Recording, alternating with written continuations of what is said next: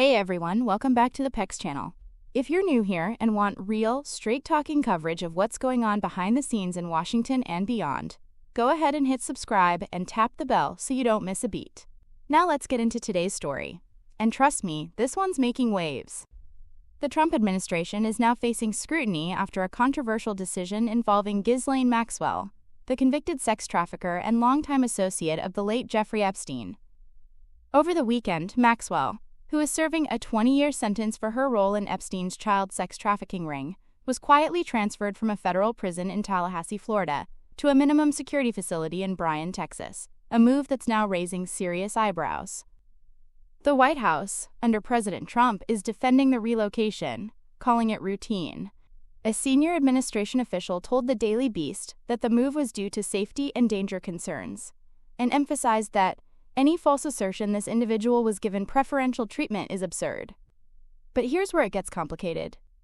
The transfer required the Federal Bureau of Prisons to waive a policy that typically restricts convicted sex offenders from being moved to lower security camps.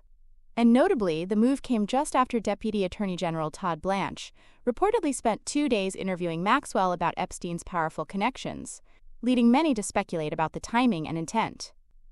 Maxwell is now housed in a more comfortable minimum security camp, closer to her family and far from the tougher conditions of her previous facility.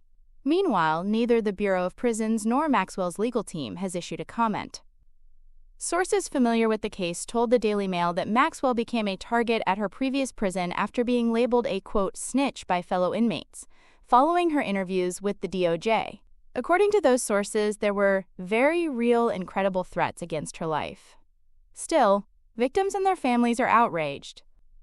In a strongly worded joint statement, 2 of Maxwell and Epstein's accusers, along with the family of Virginia Giuffre, another victim who tragically died by suicide, condemned the transfer, saying, "Ghislaine Maxwell is a sexual predator who physically assaulted minor children on multiple occasions, and she should never be shown any leniency." Yet, without any notification to the victims, the government overnight has moved Maxwell to a minimum security luxury prison in Texas. This is the justice system failing victims right before our eyes.